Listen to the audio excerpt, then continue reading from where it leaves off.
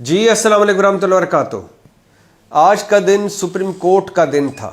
آج کا دن chief justice فائز عیسیٰ قاضی کا دن تھا۔ آج کے دو اہم کیس جن پر بات کرنی ہے، دونوں کی سربراہی کر رہے تھے چیف جسٹس فائز عیسیٰ قاضی۔ 7 رکنی بینچ کی سربراہی کر رہے تھے وہ تاحیات نااہلی کیس میں کہ نااہلی تاحیات ہونی چاہیے یا 5 سال ہونی چاہیے، اور 3 رکنی بینچ کی سربراہی فائز عیسیٰ قاضی صاحب کر رہے تھے، اور وہ کیس سن رہا تھا لاپتہ افراد کا، جبری طور پر گمشدہ افراد کا۔ سب سے پہلے نااہلی کی بات کر لیتے ہیں۔ نااہلی کیس آپ کو پتہ ہے یہ آخری رکاوٹ ہے میرے محبوب قائد میاں محمد نواز شریف کی راہ میں، اور یہ رکاوٹ دور ہونے والی ہے۔ میں کئی دفعہ کہہ چکا ہوں کہ ہیتھرو ایئرپورٹ سے، بلکہ ہیتھرو ایئرپورٹ تو بعد میں آتا ہے، ایون فیلڈ سے میاں محمد نواز شریف بعد میں نکلے تھے، اس سے پہلے ہی رسک فری واپسی شروع ہو چکی تھی، گارنٹیوں بھری واپسی شروع ہو چکی تھی۔ گارنٹیوں بھری واپسی کیا ہوتی ہے کہ سب کچھ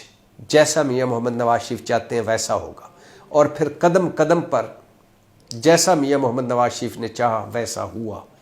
اور سب کچھ ہو گیا ہے۔ اب ایک ہی چیز باقی رہ گئی ہے، وہ ہے ان کی تاحیات نااہلی۔ پیناما لیکس میں جب وہ رنگے ہاتھوں پکڑے گئے تھے تو اس وقت ان کی تاحیات نااہلی ہوئی تھی۔ اب تاحیات نااہلی کو بدلا جا رہا ہے 5 سال کی نااہلی میں۔ الیکشن کمیشن ایکٹ میں شہباز شریف یعنی میرے محبوب قائد کے چھوٹے بھائی جب وزیر اعظم تھے تو وہ ایک کارروائی ڈال گئے تھے کہ الیکشن ایکٹ میں یہ ترمیم کر گئے تھے کہ نااہلی کی مدت 5 سال ہوگی، اور اس کو کسی نے چیلنج بھی نہیں کیا تھا۔ اور فائز عیسیٰ قاضی صاحب کی سپریم کورٹ بار بار کہہ رہی ہے کہ جب الیکشن کمیشن ایکٹ کی ترمیم کو چیلنج نہیں کیا گیا تو اس کا مطلب ہے کہ اب نااہلی کی مدت 5 سال ہی ہوگی۔ لیکن اٹارنی جنرل کہہ رہے ہیں کہ چونکہ 5 رکنی بینچ نے، سپریم کورٹ کے 5 رکنی بینچ نے میاں محمد نواز شریف کو تاحیات نااہل کرنے کی جسارت کی تھی، لہٰذا اب اس سے بڑا بینچ بنا کر ان کی نااہلی 5 سال کر دیجئے۔ دوسرا طریقہ یہ تھا کہ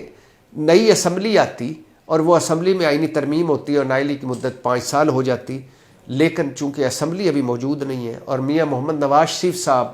اگر اسمبلی آنے کے بعد 5 سال کے لیے اہل ہوتے ہیں یا تاحیات نااہلی ختم ہوتی ہے تو پھر دوبارہ ان کو MNA کا الیکشن لڑنا پڑے گا۔ اس کے لیے اشتہار بھی دیا سپریم کورٹ نے فائز عیسیٰ قاضی صاحب کے حکم پر 2 بڑے اخباروں میں، اور کہا گیا کہ جو متاثرہ فریق ہیں وہ سپریم کورٹ سے رجوع کریں، جو تاحیات نااہلی پر کے حوالے سے کوئی بات کرنا چاہتے ہیں، کوئی ریلیف لینا چاہتے ہیں، کوئی اپنا نقطہ نظر پیش کرنا چاہتے ہیں۔ یعنی اس شعر میں شاعر نواز شریف صاحب کو مخاطب کر کے کہہ رہا تھا کہ آئیے اور انصاف پائیے، ریلیف پائیے۔ تو اب یہ جو 7 رکنی بینچ جس کی سربراہی چیف جسٹس فائز عیسیٰ قاضی کر رہے ہیں، یہ اس کی سماعت اب 4 جنوری کو ہوگی، اور ایک یہ 4 جنوری کی سماعت کر لیں یا ایک اگلی سماعت کر لیں، بس اس میں فیصلہ ہو جانا ہے۔ اور فیصلہ لگ رہا ہے، آج بینچ نے اب ایک طرح سے انڈائریکٹ اپنی رائے دے دی ہے کہ جب الیکشن کمیشن ایکٹ تبدیل ہو چکا ہے تو لہٰذا اب کیا ہمارے ہاں اس کو نااہلی کی مدت 5 سال ہی سمجھیے۔ اور اٹارنی جنرل اور حکومت بھی سرنڈر کر چکی ہے، اور وہ اوپن کہہ رہی ہے کہ نواز شریف صاحب کی تاحیات نااہلی پر نظر ثانی ہونی چاہیے، اور ہمیں کوئی اعتراض نہیں کہ تاحیات نااہلی کو 5 سال کی نااہلی میں بدلا جائے۔ لہٰذا جب مدعی بھی پھر گیا، عدالت کا بھی خیال ہے کہ الیکشن ایکٹ تبدیل ہو گیا تو اب ان کی نااہلی کی مدت تاحیات نہیں 5 سال ہونی چاہیے، تو پھر یہ باقی فارمیلٹیز رہ جاتی ہیں، رسمی کارروائیاں رہ جاتی ہیں۔ یہاں ایک فقرہ آپ کو یاد کرواتا چلوں، جب چیف جسٹس عمر الطاف بندیال سپریم کورٹ کے چیف جسٹس تھے تو مسلم لیگی بار بار کئی دفعہ کہہ چکے تھے، ٹی وی پر بھی کہا انہوں نے کئی دفعہ، اور اس کے علاوہ آف دا ریکارڈ بھی بتاتے تھے کہ جب تک بندیال صاحب ہیں تب تک نواز شریف صاحب واپس نہیں آئیں گے، جب فائز عیسیٰ قاضی صاحب آئیں گے تب نواز شریف صاحب بھی آئیں گے اور سب ریلیف پائیں گے۔ اور ادھر فائز عیسیٰ قاضی صاحب آئے، ادھر نواز شریف صاحب آئے اور سارے ریلیف پا لیے۔ آج 2 چیزیں اس میں، باقی تو کیس کو چھوڑیے، ایک تو انہوں نے کہا کہ صادق اور امین صرف انبیاء ہوتے ہیں، یہ اس میں کوئی شک نہیں، اور لیکن وہ ریفر کر رہے تھے عمران خان کو، جو سپریم کورٹ نے کہا صادق اور امین کہا تھا۔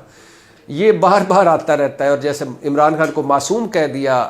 3 رکنی ابھی بینچ نے، تو وہ بھی تن بدن میں مسلم لیگیوں کی آگ لگی اور صادق اور امین کے بھی لگی ہوئی ہے، لیکن چلو اس پہ بات نہیں کرتے۔ دوسرا تھا کہ قائد اعظم بھی، چیف جسٹس صاحب نے فرمایا کہ اگر یہی الیکشن قوانین ہوں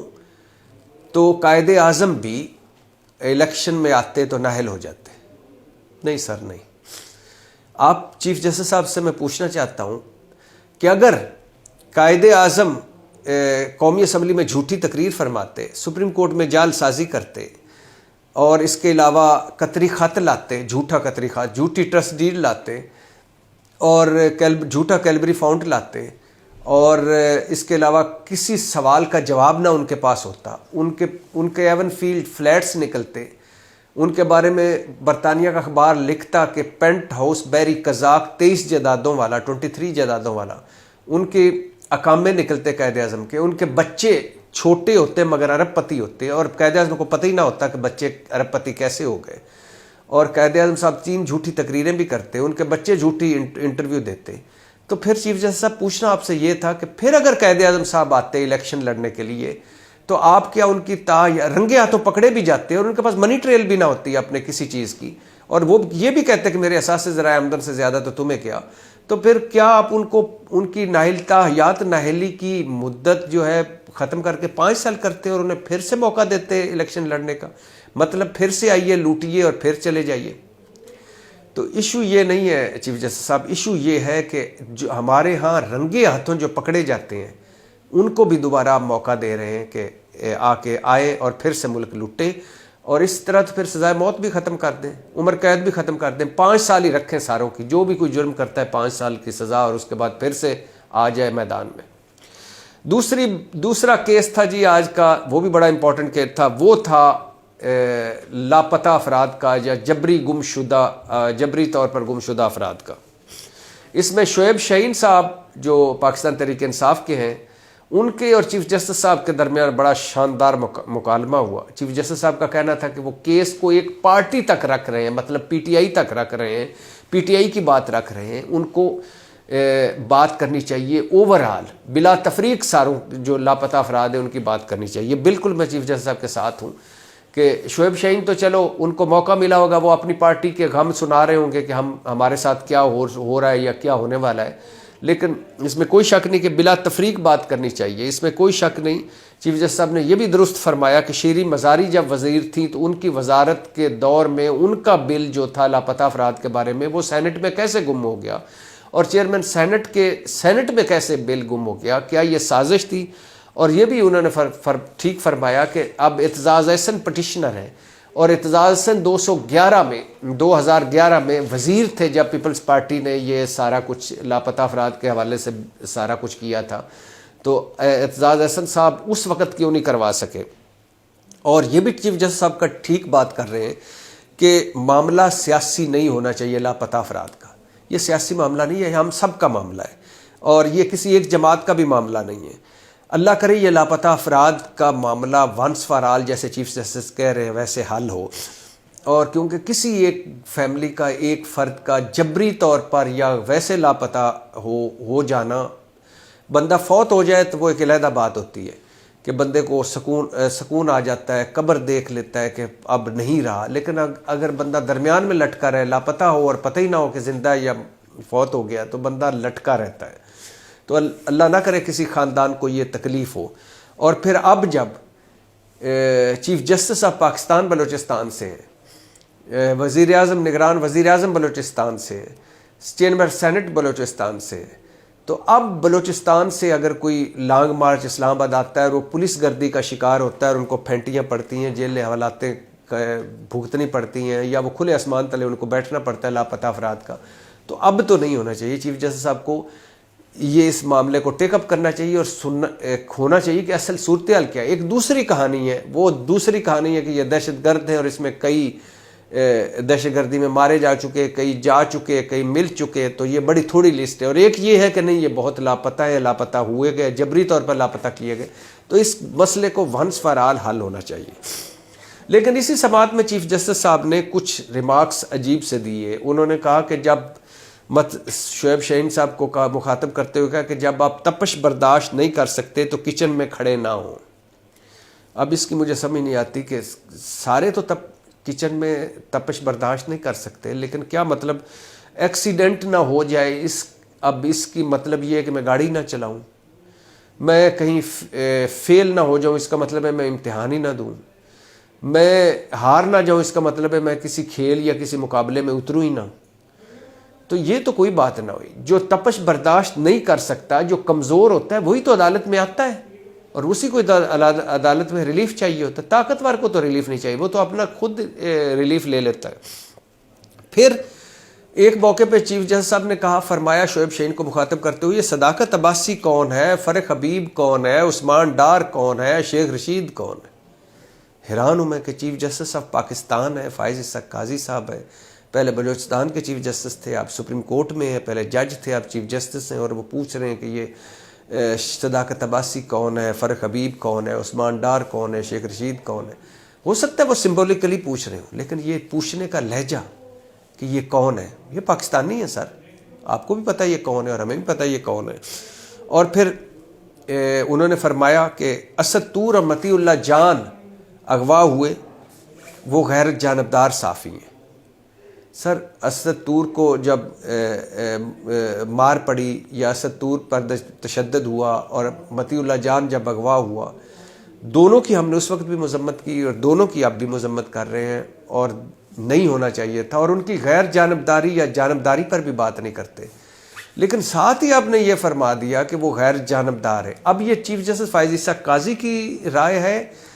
یا چیف جسٹس کی رائے ہے یا فائز اسحاق قاضی کی رائے ہے؟ اور دوسری بات یہ ہے کہ آپ ساتھ ہی آپ نے فرمایا عمران ریاض کون ہے؟ آپ کو اسد طور کا پتہ ہے، مطیع اللہ جان کا پتہ ہے، عمران ریاض کا نہیں پتہ؟ اور پھر کیا عمران ریاض ابھی تک لاپتہ ہیں؟ یعنی آپ کو یہ بھی نہیں پتہ کہ عمران ریاض ابھی تک لاپتہ ہیں یا واپس آ چکے ہیں؟ حیرانگی ہوئی۔ اور پھر چیف جسٹس صاحب سے کہنا یہ ہے کہ اگر آپ کے خیال میں عمران ریاض غیر جانبدار نہیں ہے اور اسد طور اور مطیع اللہ جان جانبدار ہے یا غیر جانبدار ہیں اور عمران ریاض غیر جانبدار نہیں ہے، تو پھر کیا وہ بات؟ اور اگر شعیب شاہین ایک جماعت کی بات کر رہے ہیں تو پھر کیا بات ہوئی؟ آپ چیف جسٹس آف پاکستان ہیں، آپ پی ٹی آئی کے بھی چیف جسٹس ہیں، مسلم لیگ نون کے بھی چیف جسٹس ہیں، اور پیپلز پارٹی کے بھی چیف جسٹس ہیں، آپ غیر جانبداروں کے بھی چیف جسٹس ہیں، آپ جانبداروں کے بھی چیف جسٹس ہیں، اور آپ تپش برداشت کچن میں کھڑے ہو کر تپش برداشت کرنے والوں کے بھی چیف جسٹس ہیں، آپ